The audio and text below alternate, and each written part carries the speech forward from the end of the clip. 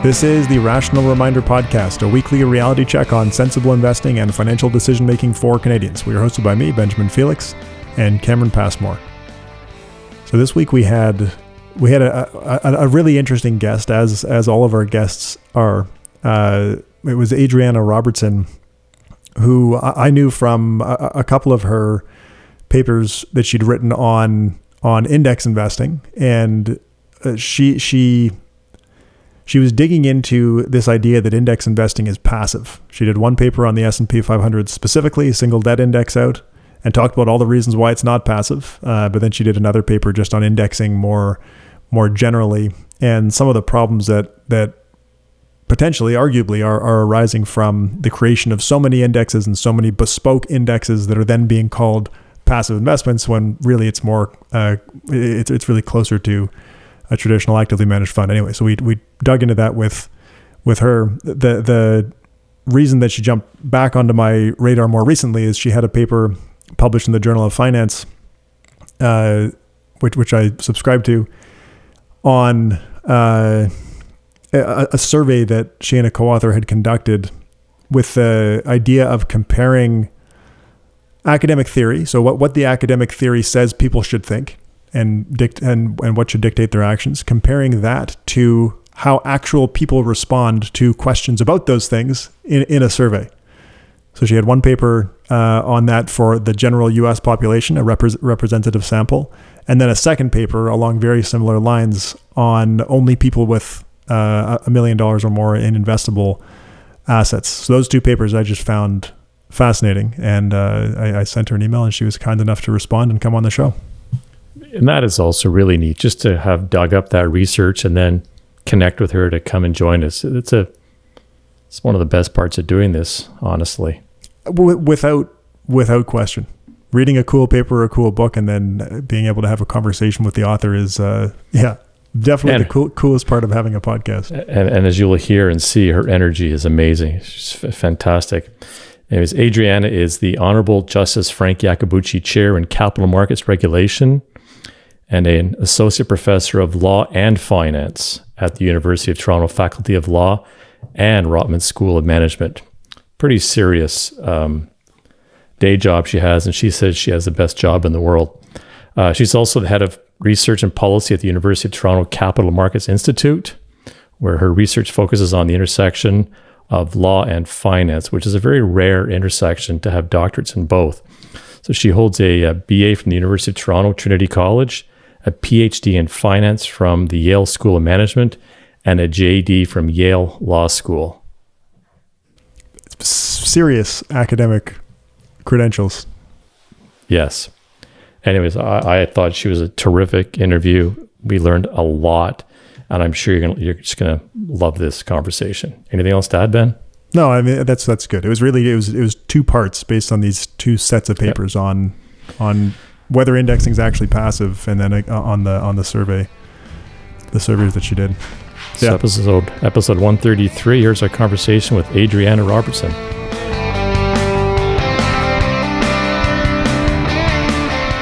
Professor Adriana Robertson, welcome to the Rational Reminder Podcast. It's great to be here. Thank you for having me. So it seems to us that the S&P 500 index, the funds tracking the S&P 500 index, have become synonymous with the broader concept of passive investing. Do you think it's sensible to call an S&P 500 index fund a passive investment?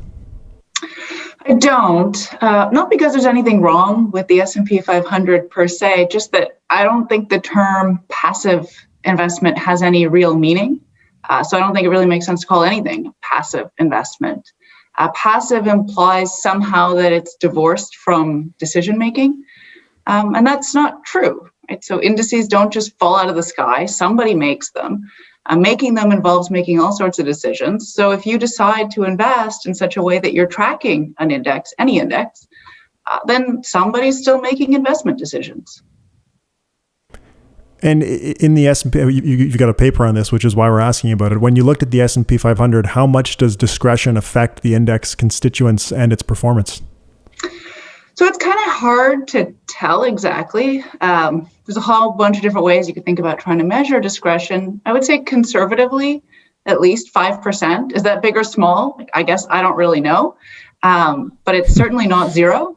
And I think it's something that you probably should be thinking about when you're investing your life savings. I mean, a great example we're living right now is Tesla, where it was passed to be joining the index in September, but now it's joining in December. Any thoughts on that whole process? Yeah, so that was great because, the way the index works is you've got a set of sort of objective rules, and then that determines whether a company is eligible. And then the committee just has discretion to pick and choose from among the eligible companies. And so the moment Tesla passed that eligibility threshold in terms of profitability, the speculation went wild about when it would get added. And it dragged on for several months until finally the decision was made that it would get added. And notwithstanding all of that speculation, I think the price still went up like 9-10% in after hours trading that day. So it was still kind of a surprise to people, even though there was a lot of attention being paid to it. What do you think about benchmarking? So as opposed to talking about S&P 500 index funds, the S&P 500 is used prolifically as a benchmark for actively managed funds, but also for other, like anything, any investment strategy you can think of gets compared to the S&P 500. Do you think that's problematic? I do. Again, not because I think there's anything wrong with the S&P 500 as an index, only because just as a matter of logic, right? Any comparison between like two things, A and B, is as much about the B as it is about the A. And so if you want to compare any strategy to the S&P 500, that means that you're fundamentally comparing it to this one particular large cap portfolio that happens to be picked based on what the committee is doing. And that may or may not make sense depending on what else you would have done if you hadn't picked the strategy that you did pick. So if the outside option, the opportunity cost, we'd call it in economics, right? That's what you're trying to capture with a benchmark, essentially is the opportunity cost of your investment. And so if it's the case that, yeah, the other thing you would have done is invest in this one particular large cap portfolio, then by all means, it should be your benchmark. But if what you were going to do is otherwise invest in like a small cap growth portfolio, then that's what your benchmark should be. So that's the S&P 500, and you did allude to index funds in more generally as well. But if we broaden that scope to all index funds, or even something like the CRSP 110 index, do you think it's in any case appropriate to call an index passive? Well, I don't, because again, even if you're thinking about something as simple as I'm going to take the 1,000 largest companies in CRSP as of the last trading day of the prior year, like pick the most mechanical thing you want. Somebody still had to pick where to cut the line, right? So where do I stop between large and 100, whatever it is? There's still decision making going on. And so, again, at the end of the day, it's just a matter of who's making the decision and how they go about making those decisions. Yeah, that's a really interesting way to think about it. If we said passive means that the index strictly follows a set of rules, so call it rules-based investing instead of indexing, I guess, or instead of passive, sorry.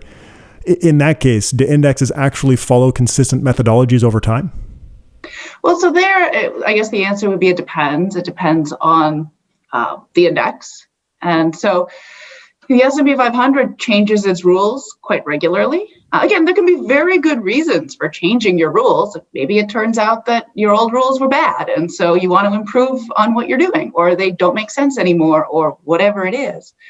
But again, they do typically change with some regularity.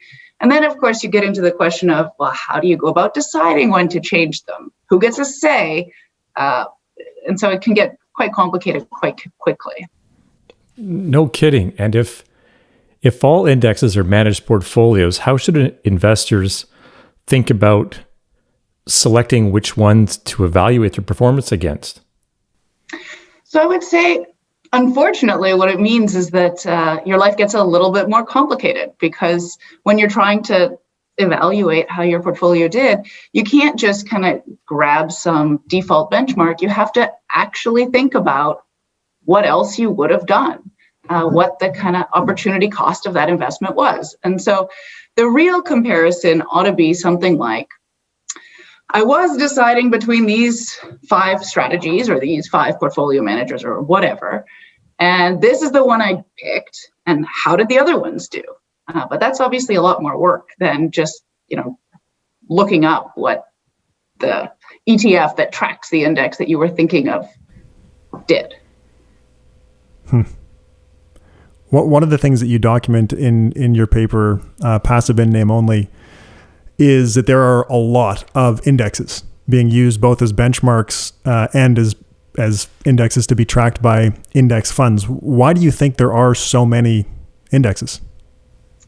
So I think increasingly what we're seeing, and this won't really come as a surprise to anyone that follows this market closely, increasingly, take a step back. We have this paradigm that there's some index out there in the world, and index funds sort of go find that index and then track them. But increasingly what's going on is somebody says, I'd like to make an index fund with the following characteristics. Cameron, could you please make an index for me that has all those characteristics? The number of indices in part reflects a demand in the market, I think, for index funds. And so it's kind of, it's reversing the direction that we sort of have in mind in the paradigmatic sense. So in other words, I think there's a lot of marketing behind it. And it's not that they just fall out of the sky this way. So if this is really a demand-driven story, can you talk about how all these different indices differ from each other? For example, is every value index similar? Are different, small cap indices similar? So it's a little hard to say. There's different ways you can think about comparing, say, value indices to each other. One would be what they say they do. So these are the ways that we define value for the purposes of our index. Then, of course, another way you could do it would be to run like a factor regression and see what the loading is on, say, the value factor. Now, it turns out that no matter which way you do it, the answer to your question is no. They tend to be quite different. And value growth is actually a great example of that because obviously in the academic literature, we have a very clear and very consistent idea in mind when we talk about value growth. Whereas it turns out in a lot of the sort of real world funds that I've looked at or indices that I've looked at, they're defining particularly growth in ways that are very different from what I would have in mind. Can you talk more about that? Yeah, I mean, often they're referring to something like, looks more like momentum when they're talking about growth. So it might be like the company has been going up in price. That sounds more like momentum than like growth. And that might also explain why in the past, back when the value factor was doing well, you might not want to take a negative value tilt, but if you take a positive momentum tilt, that could be a good thing maybe for your return. That's maybe a difficult thing to try these days. I don't know. Another thing that I've noticed a lot of is you see funds that kind of market themselves using factors that aren't really recognized in the academic space quite so much. And again, it's hard for me to classify those because it's not sort of a recognized pricing factor that I could sort of point to in the literature, but for whatever reason, it seems to be marketable.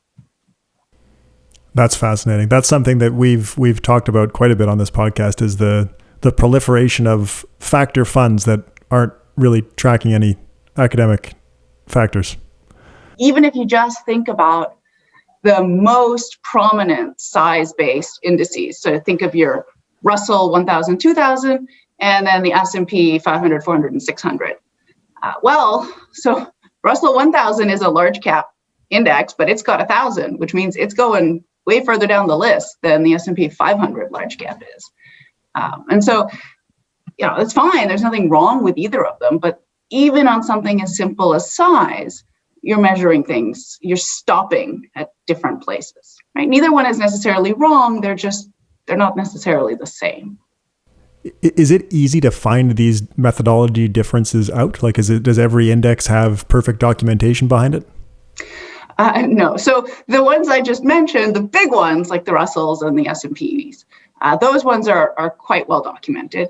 Not necessarily always perfect, although I think Russell is very, very good on average. But some of the other indices, especially the more specialized or bespoke ones, you might find like one double-sided piece of paper printed in like Calibri font describing what they're doing, and that's about it. It's essentially impossible. Just like it would be impossible based on a fund manager's description of their strategy to back out exactly what they're doing. Right? It's not really any different. It's crazy. Do you think that and we have some more specific questions about affiliated indexes, which is the sort of bespoke indexes that you mentioned earlier. But do you think with those types of products, are we just tending more toward traditional active management?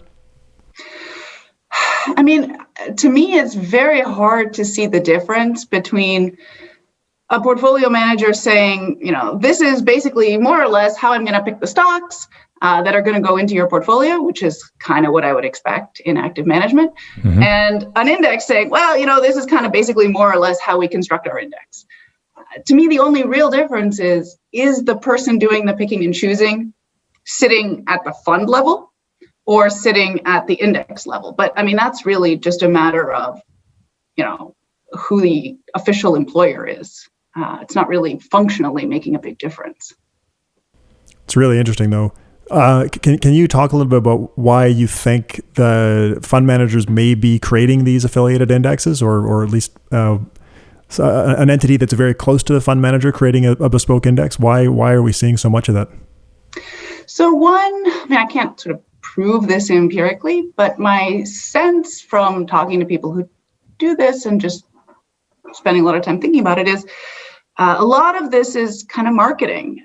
So, if I want to create an ETF, what I might do is just create the index so that my ETF can track it. And then now I can sell it as an ETF. And to the extent that there are investors out there that are specifically looking to buy ETFs, that kind of opens up a whole segment of the market that I wouldn't have otherwise.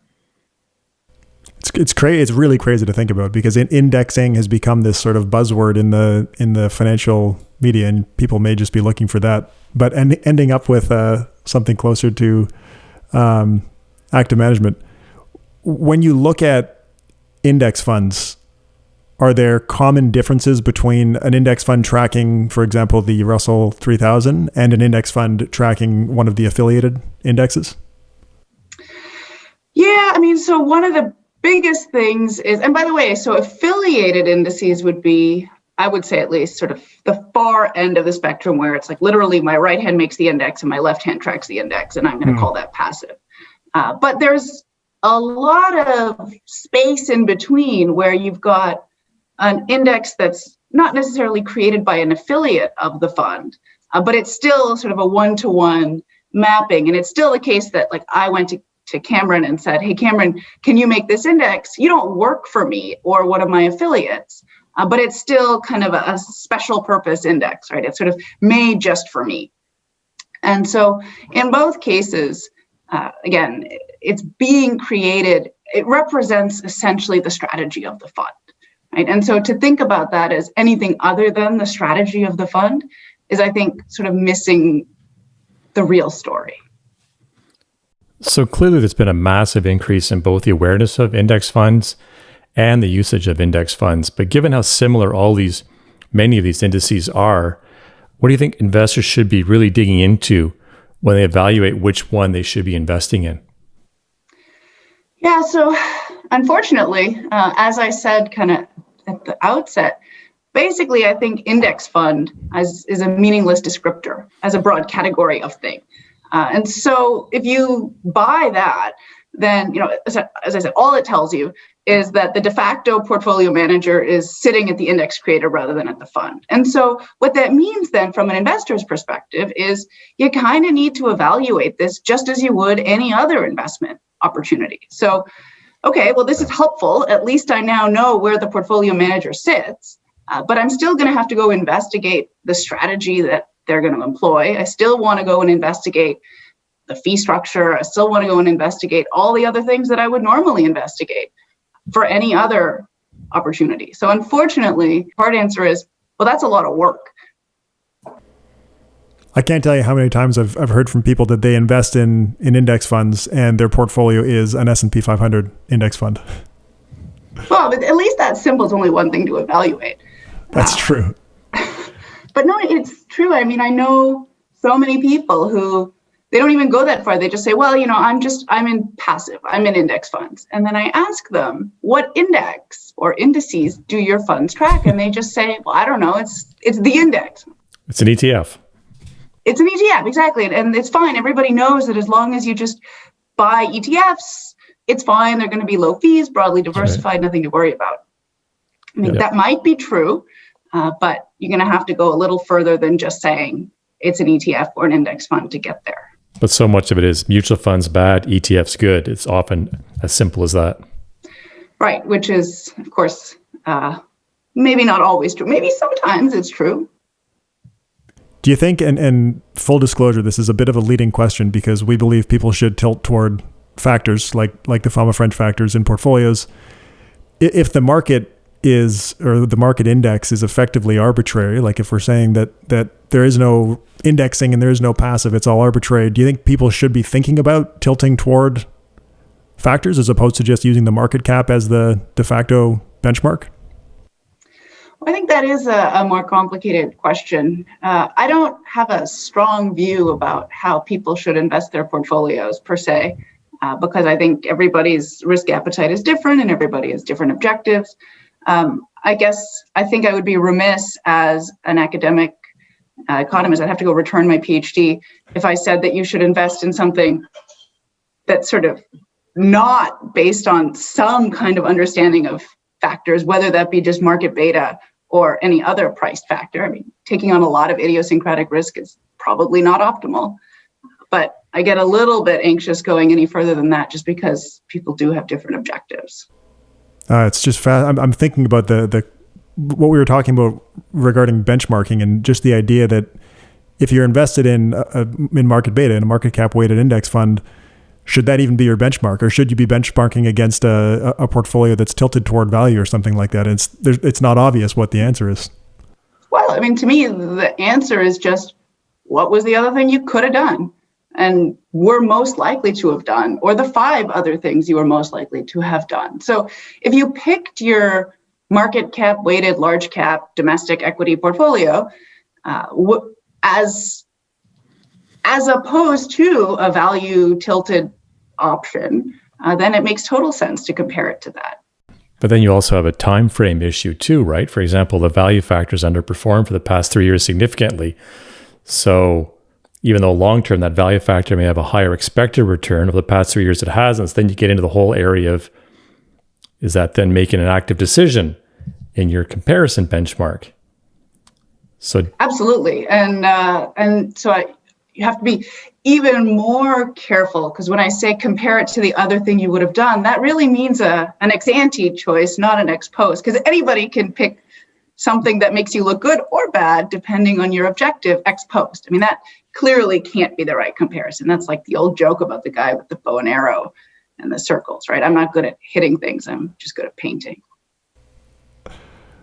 From one of your papers on the concept of passive investing, I can't remember which one it was, but you talked about the funds, and what you're saying about ex post was just making me think about it, but funds picking a benchmark ex post to make the fund performance look better. Do you think that's a big issue in the active management side?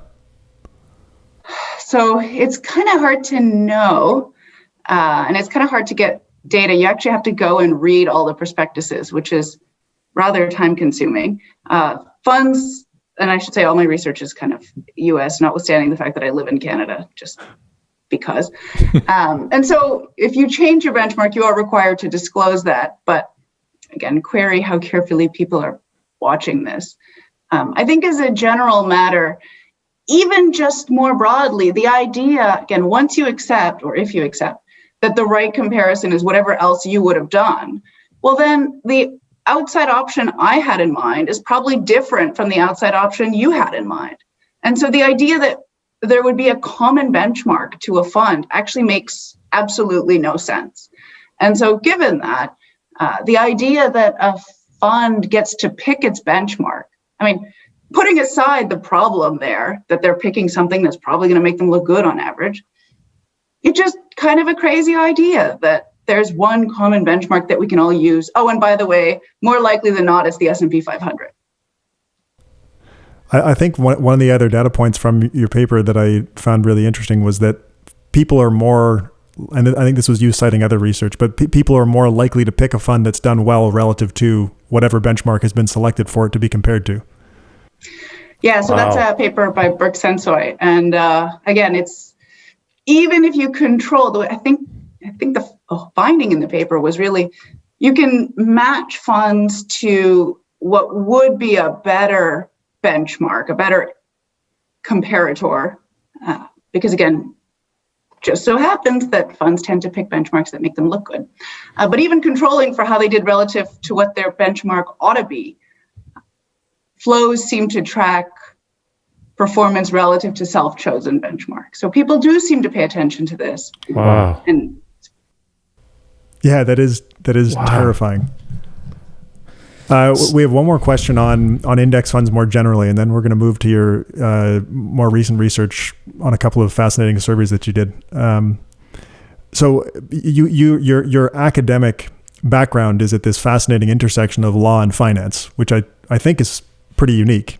I haven't seen a dual PhD like that from many people. So I want to ask a question about that. With the growth in assets in index funds, do you think that there are any issues from a corporate behavior or a stock market function perspective?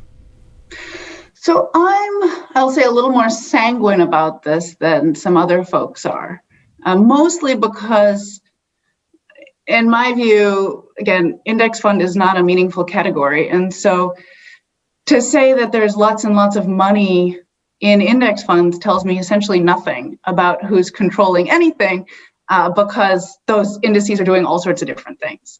So to the extent that you're worried, and I think this conversation, because it happens a lot in academia and in the popular press to some extent as well, misses the fact that there's two different things going on here. There is the growth of the kind of the so-called titans, some people call them of Wall Street, or just the big three asset managers. But if you're worried about the big three asset managers, BlackRock, Vanguard, and State Street, they have a ton of AUM that's not in index funds, right? So that's really not a story about indices. That's just a story about really large asset managers. Okay, so maybe you're worried about that. That's one story. Then there's a story about, well, more than half of AUM in domestic equities is now in so-called passive or index funds. And so we worry about that. But of course, then the question is, well, what are those indices actually doing? That's a very different problem to have in your mind. So I have not yet been persuaded that either of those two distinct things are really a problem, but it's certainly the case that both are huge changes in the capital markets, and there's something to pay attention to. But no, I'm not sort of terrified that it's going to destroy liquidity in the markets, or it's going to mean that we don't have price efficiency anymore, or corporate governance has gone out the window. None of those things, I think, yet. I haven't seen any evidence to make me worry. Interesting, and you're right. It does come up a lot in the media.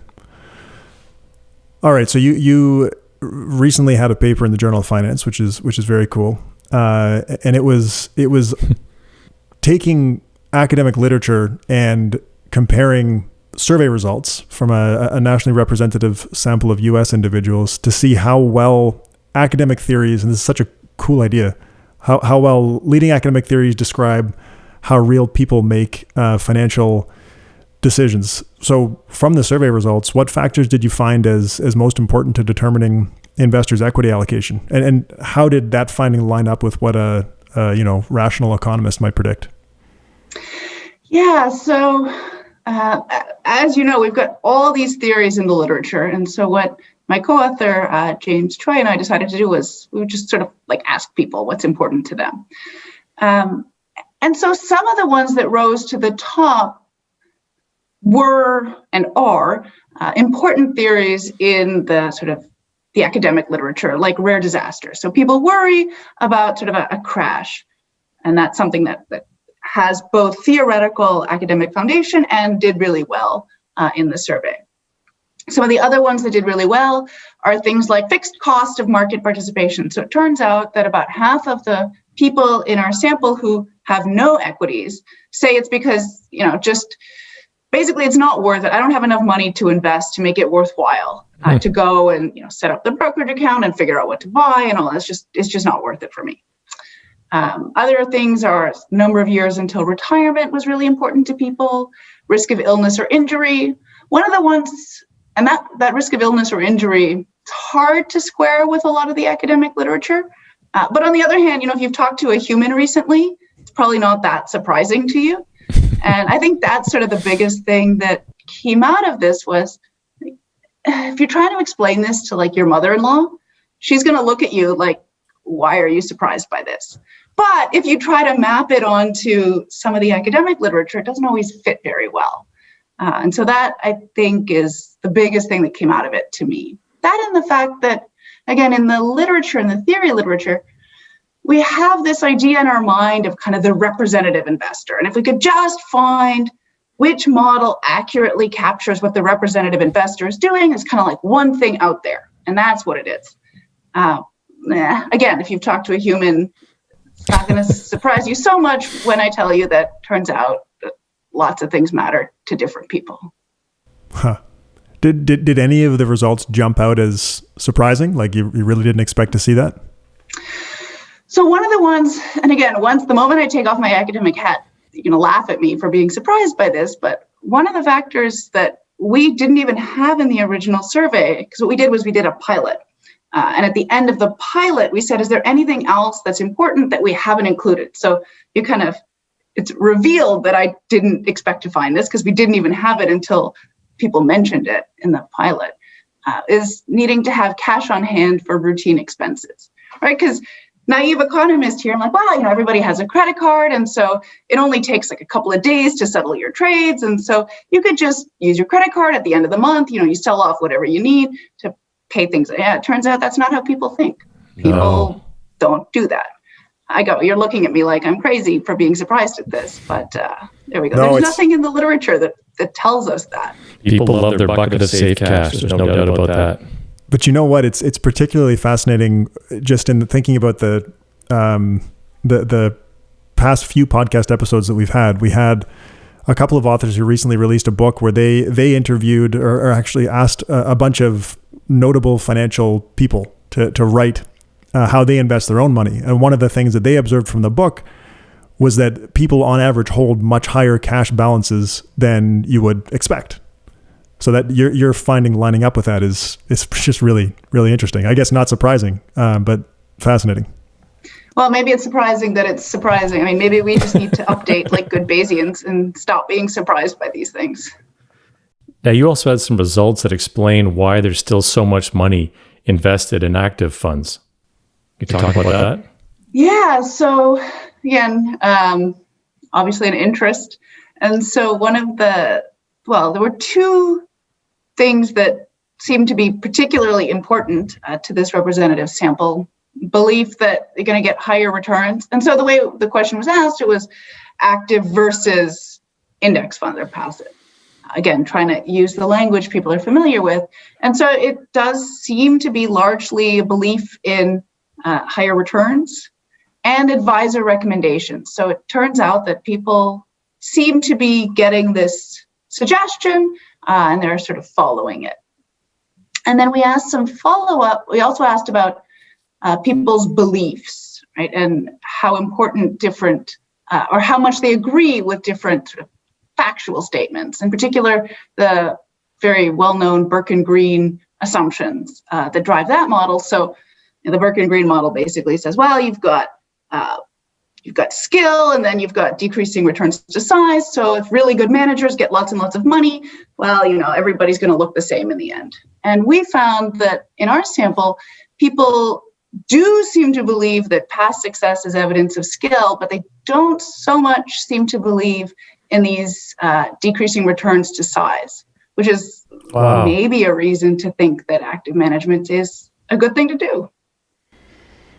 Unreal. I mean, you wouldn't expect, I don't think, the representative sample to be able to cite the Burke and Green paper, and it's not exactly intuitive. So it's not surprising, but it also is surprising.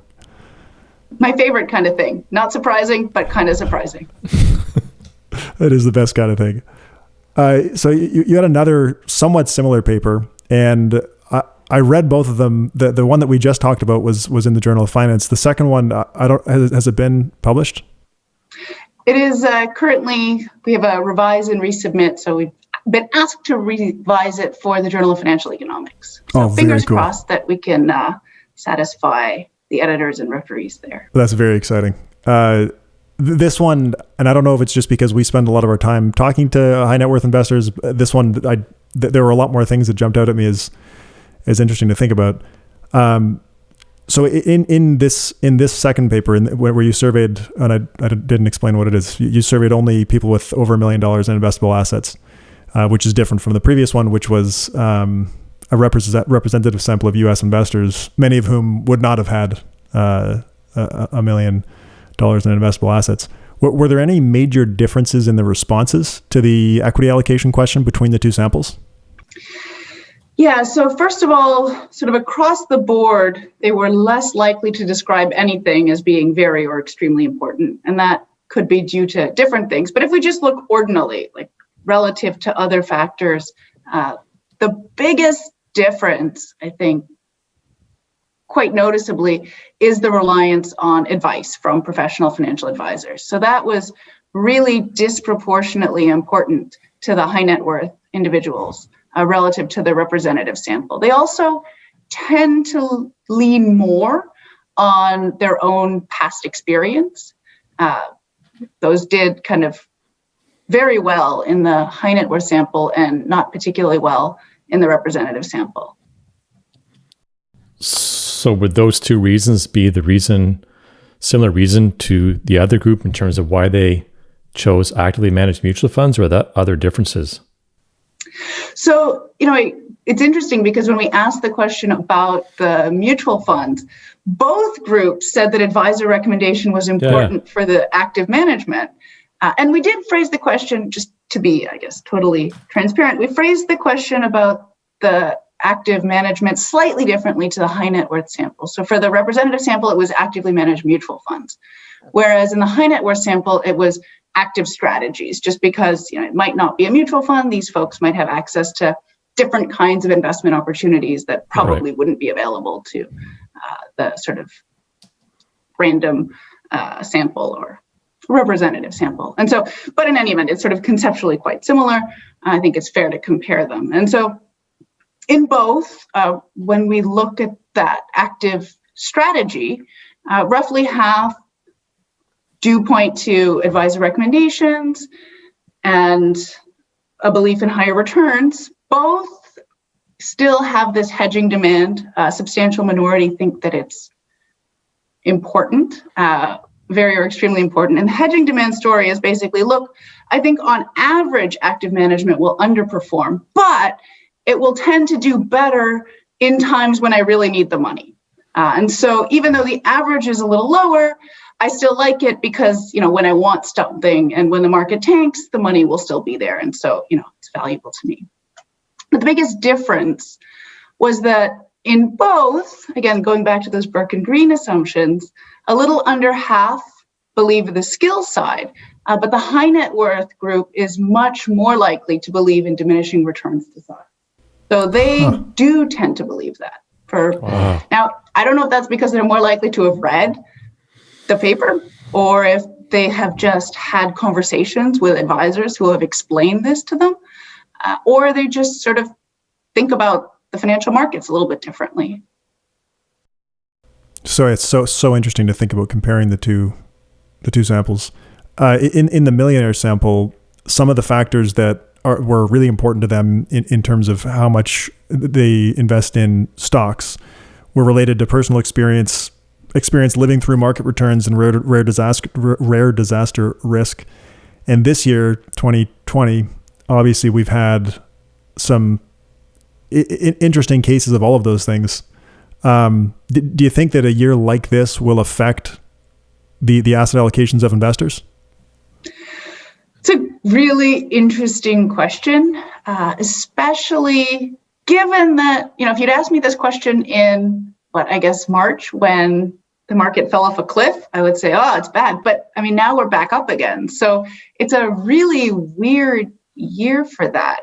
There is literature. The reason we asked about the personal experience is because there is research showing that this does matter. So there's a paper by Melmandier and Nagel looking at people who lived through the Great Depression, and it turns out that does have long-term effects on people's investing decision-making. And so that it would be really interesting to think about what this means for people going forward. And I've thought a lot about it in a totally speculative way, because on the one hand, the market dropped when the world fell apart, but then the market did really well. And now we're in this weird state of the world where anybody who had any equities has all sorts of money saved, more than they can spend. And then there's a huge segment of the population that's really, really struggling. So we've had this sort of K-shaped result, and I'd be really interested to see what happens. So if the protection from downside risk is one of the appealing reasons why the high net worth people would want to have an active fund, do you think that the drop around the pandemic is good for active portfolios going forward versus indexing? Like, might it slow down the trend towards indexing? Well, it's hard to say, because my understanding is it doesn't. I don't know. I haven't looked, but my cursory understanding is that active funds haven't outperformed and didn't outperform index funds in that drop. So to the extent that people had this belief and they were motivated by this belief that they wanted to buy these active funds because in these bad states of the world, they would be protected. And it turns out they were no more protected than the index funds, then, maybe not. But does belief trump data? I guess that's the ultimate question. Yep. And again, it turns out that for a lot of people, this crisis wasn't actually a crisis. No. In the sense that their portfolios are doing better than ever. And they're spending less and saving more. Yeah, it's really odd. And they have nothing to spend money on. It's weird. We had Luboš Pastor from the University of Chicago on the podcast not too long ago, and he did a paper on actively managed funds in the COVID-19 crisis and found, not so good. It depends on the fund, it depends on the strategy, but it doesn't look like this story about hedging, at least in this one particular crisis, didn't go anywhere. But of course, the problem is we don't see a lot of crises. Right. So this is like a sample size of one. Mm-hmm. And I was taught not to make too many inferences off anecdata like that. It's a good lesson for everybody to hear.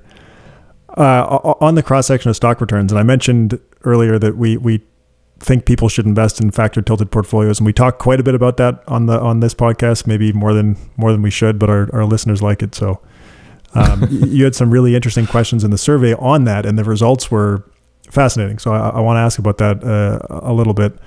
One of the ones that jumped out was that for value stocks, for the high net worth sample, they believe that they're less risky and have lower expected returns than growth stocks, which is obviously the opposite of what the theory would suggest.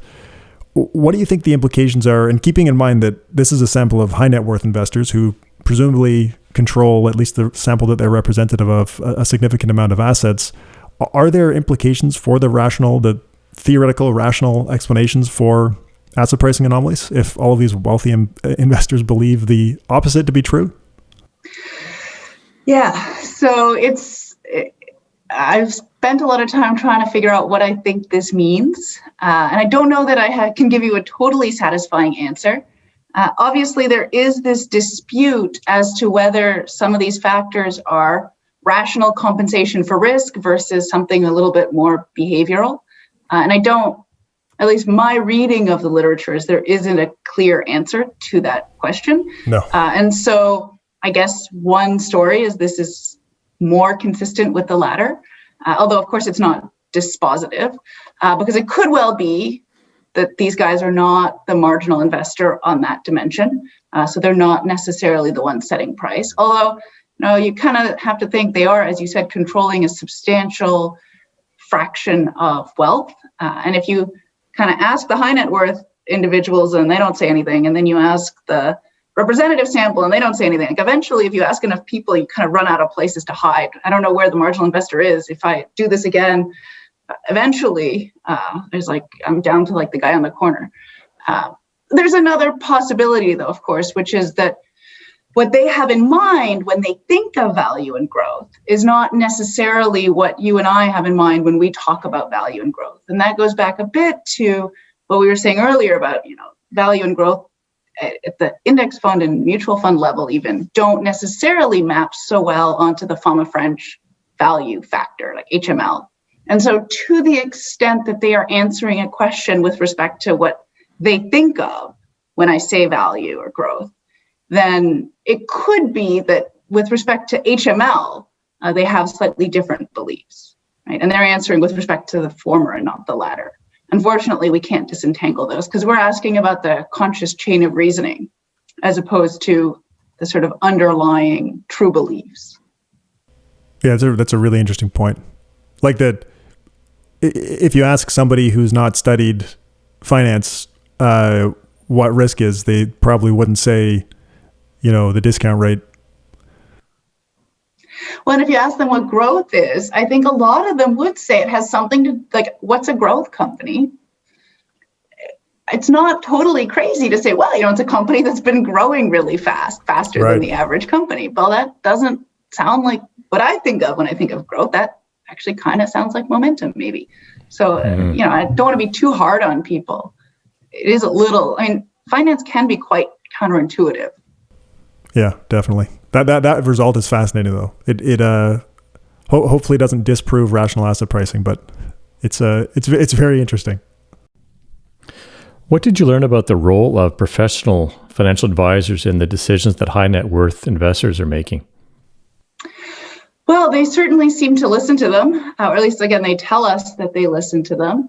Why that is, and why the high net worth investors in particular, or individuals, I should say. Again, there's a couple of different stories you could tell. One is that there are fixed costs to hiring a professional financial advisor, and so it's only worth it if you've got a substantial amount of money. And so these guys listen to them because it's worth it for them to do so. Another story is it just has to do with access. So maybe these guys are just more sophisticated and it would be in everybody's interest. It would be worthwhile, even for the not so high net worth individuals, to go out and work with a professional. They just don't. There is sort of a sense of what we refer to as kind of finance phobia, just not liking to think about one's finances. And it turns out that in the representative sample, when you ask about why people don't invest, so this is kind of the non-participation question, not liking to think about your finances is actually pretty prevalent. And so to the extent that there's some of that going on, that even among people who do own some equities, they still don't want to think about it too much. Again, this is me speculating a little bit beyond what I can show in the paper. It's possible that that's sort of putting some people off as well. Turns out not everybody is like the three of us, and they don't just sort of spend their spare time thinking about finance. They go hide under the cushions when finance comes up. In this sample for the high net worth investors, were you able to tell if the advisors, which we know the high net worth investors rely on for advice, were you able to tell at all if they were doing a good job in terms of giving rational information to the investors? I wish we could. We don't see the portfolios, so we don't actually know what these people are invested in. So we can't tell, if from any kind of objective standard, the folks that say that advice from professionals is important, if their portfolios look somehow different, we just don't know. And so the most that I would infer, that I would sort of think you could reasonably infer is, well, if you're listening, if you think that this advice is important, then you're probably not too unhappy with what they're doing. Otherwise, you probably wouldn't listen to them. So that's kind of the best I can do on that question, unfortunately. I would so love to have had the portfolios as well as their answers to these questions. Mm-hmm. But unfortunately, there are limitations. Right. Still fascinating pair of studies. Before our last question, I'm really curious, Adriana, how did you get so interested and passionate, quite frankly, in the world of indexing? So kind of started, as Ben mentioned, I do law and finance. And as you actually asked, there's been this explosion of literature about the rise of indexing and what it means for corporate governance and what it means for corporate law and for securities markets and all the stuff that I spend my time thinking about and studying and researching. And so I, at one point a couple of years ago, just said, well, gosh, where do these indices, they're so important, where do they come from? I better go find the paper that somebody must have written that's out there that will explain all of this to me. And then I'll be able to read it and then I'll know what's going on. And I kept looking for this paper and I couldn't find it. And so eventually I realized I was going to have to write it myself. And so I went down a bit of a rabbit hole where I read all of the prospectuses of all of the index funds in the United States and all of the methodologies of all of the indices that those funds were tracking, because to me, there's no substitute for actually getting into the weeds on some of these things. And that's something that I think is related to my law and finance. Finance would care a lot about doing things very systematically, but maybe not so much in actually reading underlying documents. That's not so much the specialty. Whereas getting into the nitty-gritty of documents is something that people in law do. And so I just kind of did both. And then just kind of kept going from there. But index funds are just so pervasive now that I think a lot of people just take them for granted, right? Yeah, it turns out not people that have asked me about it, only because they're like, oh my God, she won't shut up. Just stop saying it. You're going to trigger her. What's your next, and again, because I just find your combination of the law and the finance so interesting. What's your next targeted area of research? Well, stay tuned. No, I've got a few more projects related to kind of intersecting with indices and other stuff. The problem with empirical projects, of course, is, as you know, there's sort of a high failure rate. Sometimes you get interested in something and you look into it, and you're like, oh, this is really cool. And then it turns out maybe there's nothing there. And then you go back to square one, because after all, primarily what I care about is getting to the truth. And if there's nothing interesting there, then you just have to abandon the project and move on. So we'll see where it goes. So our last question for you, we always finish with this one. How do you define success in your life?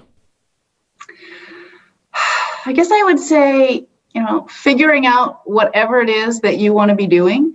It could be basically anything, but whatever that is, figure it out and then do it in a way that you're proud of. Awesome answer. Adriana, this has been terrific. Great to meet you, and so happy to have you get a chance to introduce you to all of our listeners. Thanks so much. Thank you. It's been great. Thank you so much for having me on. That was awesome. Thank you.